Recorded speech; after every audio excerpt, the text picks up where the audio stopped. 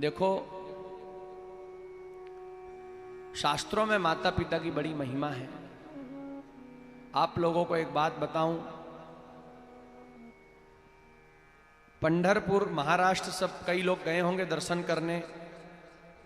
भगवान विट्ठल नाथ, रुक्मिणी और विट्ठल नाथ। महाराष्ट्र की द्वारिका जो है वो पंढरपुर है। वहां के भक्त हैं जिन्होंने भगवान को प्रकट किया, पंढरीनाथ भगवान को जिन्होंने प्रकट किया, जिन्होंने भगवान विट्ठल को प्रकट किया, पुंडरीक जी महाराज। उनको कई मराठी लोग पुंडलीक भी कहते हैं, लेकिन मेन नाम है पुंडरीक। एक बार उनके माता पिता ने उनसे कहा, बेटा हम बड़े बुजुर्ग हो गए, हमें तीर्थ करा दो। तो लेकिन हम पैदल नहीं चल सकेंगे, हमें अपने कंधे पर बैठा कर ले चलना। ये बात पुंडरीक ने अपनी पत्नी को बताई कि कल प्रातः मैं अपने माता पिता को तीर्थ कराने जा रहा हूं, तुम घर का ध्यान रखना। पत्नी तो क्रोधित हो गई, बोले नहीं नहीं, मैं घर में अकेली क्या करूंगा, मुझे भी ले चलो। लेकिन मैं बड़ी सुकुमारी हूं, मैं कंधे पर बैठकर चलूंगी। अब गरीब थे बेचारे, हाथी घोड़ा पालकी कुछ नहीं था इनके पास। अब देखिए आप, अभी वो मैंने बताया था ना थोड़ी देर पहले कि यदि पति बेचारा पत्नी से डरे तो क्या हाल होगा। अपनी पत्नी को कंधे पर बैठा लिया और माता पिता को एक छड़ी दे दी और कहा आप इस छड़ी के सहारे पीछे पीछे चलो।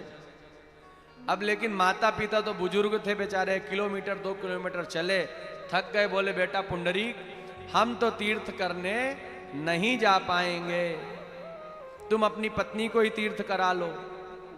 तो पुंडरीक कहता है कि शास्त्रों में ऐसा लिखा है कि जो बालक स्वयं तीर्थ जाते हैं लेकिन माता पिता को घर छोड़ जाते हैं, उनका तीर्थ तीर्थ नहीं पाप रूप होता है। माता पिता से अवश्य पूछना चाहिए। हाँ, माता पिता अति बुजुर्ग हो गए, आपने पूछा लेकिन उन्होंने मना कर दिया कि हम नहीं जाए, बेटा तुम कराओ, तो आप आज्ञा लेकर जा सकते हो।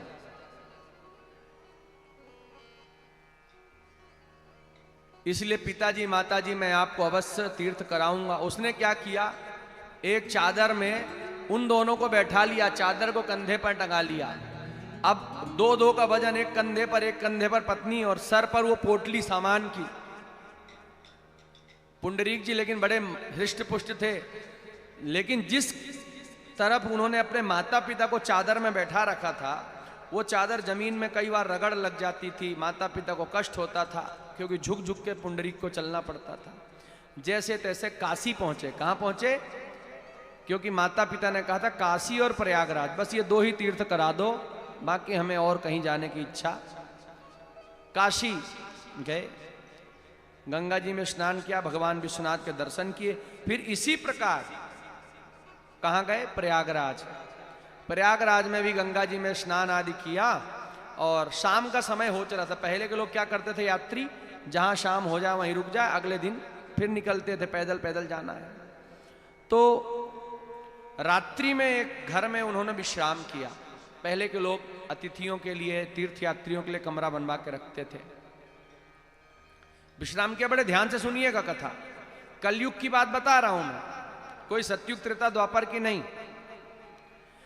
विश्राम किया, लेकिन पुंडरीक जी प्रातः 4 बजे ही उठ जाते थे। 4 बजे जब उठे, उन्होंने देखा कोई बड़े दिव्य पुरुष उस घर में झाड़ू लगा रहे हैं और 3 देवियां बहुत अमित तेजस्विनी घर में कोई गोबर उठा रही हैं, कोई पोता लगा रही हैं, सेवा कार्य कर रही हैं। पुंडरीक ने सोचा, रात में जब मैं आया तब तो ना तो ये तीनों नारियां थी, ना ये दिव्य पुरुष थे, कोई दूसरे ही थे, आज ये कैसे?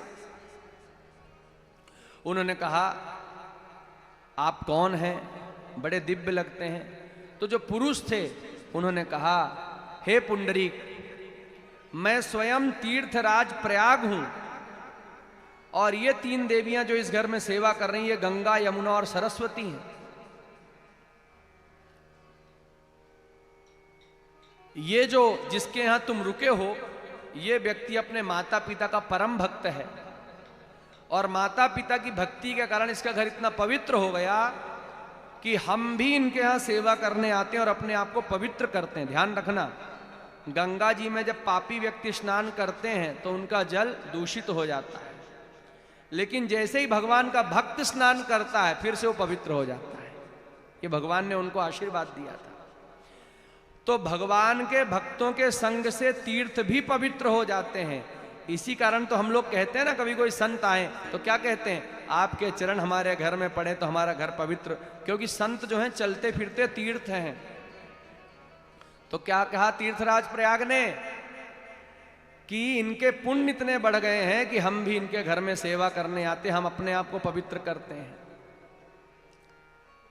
अब पुंडरीक जी के तो नेत्र खुल गए। अच्छा, ये भगवान ने पुंडरीक जी को ज्ञान प्रदान करने के लिए ये लीला की थी कि वास्तविकता ये है, कितने ही तीर्थ कर लो लेकिन माता पिता को दुखी कर लिया तो कोई पुण्य होने वाला नहीं है।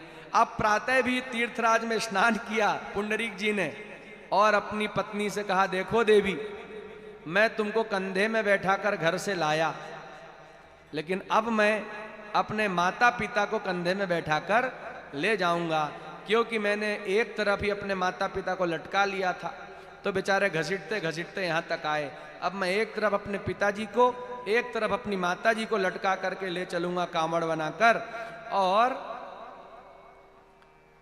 तुम मेरे पीछे पीछे यदि पद यात्रा कर सको तो मेरे साथ चलो, नहीं तो आज से तुम्हारा हमारा संबंध समाप्त। और घर जाने के बाद भी मेरे घर में माता पिता की भक्ति प्रधान रहेगी, तुम मेरे माता पिता की सेवा कर सको तो मेरे साथ चलना।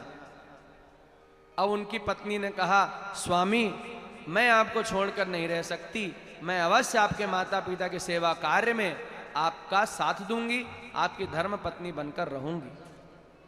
देखो, यदि पति आदर्शवादी हो जाए तो पत्नी भी धीरे धीरे सुधर जाती है, उसमें सुधार होने लग जाता है। गए घर पर, अब देखिए आप, भगवान परीक्षा लेने के लिए आए थे, भगवान लक्ष्मी नारायण स्वयं। पुंडरीक जी की आदत थी कि रोज अपने पिताजी के चरण दबा के ही सोते थे, जब तक माता पिता न सो जाएं तो स्वयं नहीं सोते थे। अब भगवान आए लक्ष्मी जी को लेकर के दर्शन देने पुंडरीक जी को।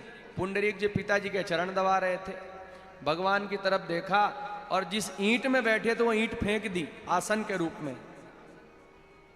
भगवान उस ईंट पर खड़े हो गए। बहुत देर हो गया, भगवान की कमर दुखने लगी तो भगवान ने कमर में हाथ लगा ली। जब हम लोग भी दुखने लग जाए कमर तो कमर में हाथ लगा के खड़े हो जाते हैं कि नहीं हो जाते। जब पिताजी सो गए तो पुंडरीक जी आए, भगवान को नमस्कार किया, दंडवत, लक्ष्मी जी को भी नमस्कार किया। भगवान ने कहा, क्यों पुंडरीक, लाखों वर्ष की तपस्या जब लोग करते तब मेरे एक क्षण को दर्शन होते हैं, और मैं तुम्हारे द्वार पर आया, तुम मेरे स्वागत करने तक नहीं आए, पिताजी के चरण दबाते रहे। बोले, भगवान मैं जानता था, यदि मैं पिताजी की सेवा छोड़कर आपके दर्शन करने आ जाता आप तुरंत अंतर्धान हो जाते, कम से कम मैं आपको देखता तो रहा इतने देर तक। अच्छा, तो ईंट उठाकर मेरी तरफ क्यों फेंकी आसन के लिए, लक्ष्मी जी को भी तो आसन देना था। बोले, प्रभु मैंने आपका स्वागत नहीं कर रहा था तो लक्ष्मी जी नाराज हो रही थी, क्योंकि पति की सेवा इनको प्रिय थी। मैंने आपको आसन दे दिया तो ये पति की सेवा से ही प्रसन्न हो गई, नहीं तो ये मुझे शाप दे देती तो मैं दरिद्री हो जाता। आपकी सेवा कर दी तो ये भी खुश हो गई और आप भी प्रसन्न हो गए। प्रभु अब मैं चाहता हूं कि आप यहीं पर विराजमान रहें, मैं आपकी सेवा इसी रूप में करूं।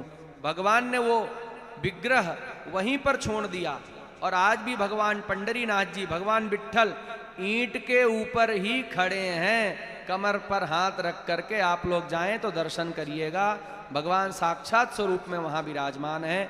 भगवान ने पुंडरीक जी को हृदय से लगाया, कहा, पुंडरीक मैं सदा ही तुम्हारी रक्षा करूंगा और तुम्हारे हृदय में निवास करूंगा, यहाँ पर आने वाले भक्तों की कामना पूर्ण करूंगा, उनको भक्ति प्रदान करूंगा।